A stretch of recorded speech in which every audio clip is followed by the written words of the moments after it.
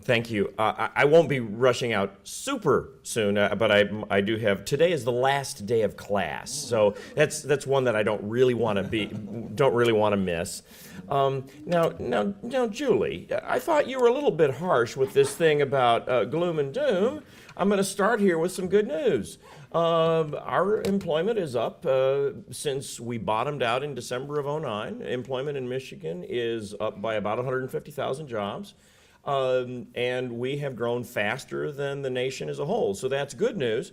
On the other hand, I was at my dentist, and the hygienist said, "Well, how's the economy doing, Dr. Ballard?" And I said, "Well, it's getting better. We've had this job growth." And she said, "Well, my next door neighbor is still looking for a job, so I don't see it." Well, okay, both of those stories are true. The glass is getting fuller, but there's still a lot of empty glass because that 4% growth in employment, that growth of 150,000 jobs in the last couple of years, that's against the background as Julie pointed out, of 860,000 jobs lost in the previous 9.5 years. So even though we're headed in the right direction, we had such a difficult decade that it's a long-term struggle that we face. These problems will not be fixed by next Tuesday.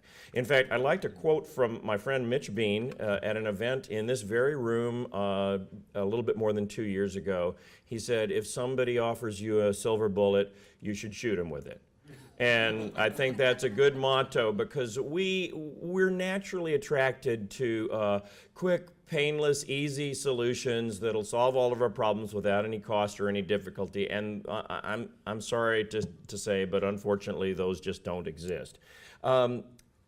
Okay, so we've had a little bit of job growth lately, but we had tremendous job losses in the previous decade. And so the bottom line of that is that employment in Michigan is right around the same level now as it was 22 years ago.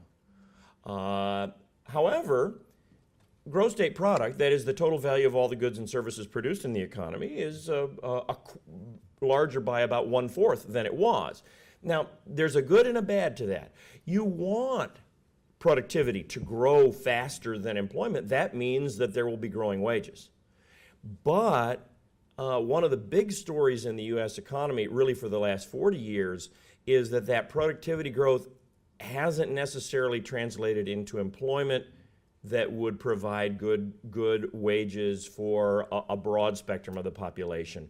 The U.S. economy is twice as large as it was back in the 70s. And yet, the average guy who works full-time year-round in the United States, if you adjust for inflation, earns less now than in 1973. So this second part of this slide, growing the economy, I'm in favor of growing the economy, but an equally important challenge is to find ways to grow the economy so that we can have a better standard of living for the broad spectrum of the society.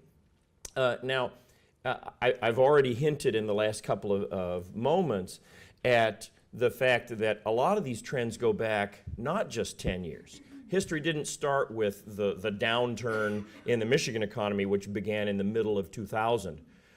We've had a very long-term trend that's been going against us because in the middle decades of the 20th century, which were the decades of our greatest success relative to the national average, we put all of our eggs in the basket marked manufacturing. And that was incredibly successful back then. But then in the last really 50 or 60 years, manufacturing has been a shrinking fraction of the U.S. economy, and that transition has been especially difficult for the Michigan economy. So this slide shows the share of manufacturing in the economy. You take all the dollars originating in the manufacturing sector and express them as a percentage of all the dollars in the entire economy. And so the data that we have that can be compared across the 50 states go back as far as 1963. And probably the trend had already been underway for about 10 years by that time. So you see here a decrease from 28% in the United States down to 11 or 12% of the economy in manufacturing in recent years. But if you're Michigan, which at the beginning of this period was more heavily into manufacturing than any other state, it's been a particularly difficult ride from 49% down to 16 or 17%. By the way, this has been a nonpartisan trend. Governor Romney, Governor Milliken, Governor Blanchard, Governor Engler, Governor Granholm. It didn't matter. I'm not saying that it doesn't matter who we elect, but the fundamentals have been so difficult that it was going to be a challenge for the Michigan economy, regardless of who was in the governor's mansion. So, is manufacturing going to disappear? No, I don't think it is, nor should it. We will continue to make things. But when we develop a strategy, what I think is we shouldn't rely exclusively on manufacturing. What we really want to look for is not manufacturing. What we really want to look for is the top of the value chain. After all, there is absolutely no way that we can ever compete with Honduras and Thailand and the Philippines and China in making socks and t-shirts. If we're going to be successful with the assets that we have, we're going to do that by being in high-tech, and that's high-tech manufacturing, but it's also high-tech information technology. It's also high-tech bio this and that. There's all sorts of stuff at the top of the value chain. So one of the things that I like to remind people of, let me toss out the names of 4 or 5 guys who were born in the 1860s. Henry Ford, Herbert Dow, W.K. Kellogg, W.E. Upjohn, Ransom Olds. Those are iconic names that made, and they came, many of them were born, some of them were born in Michigan, others were born elsewhere and they came here, but they made, in the 1890s and in the first 2 or 3 decades of the 20th century, they made Michigan not just the nation's center for innovation, but the world's center for innovation.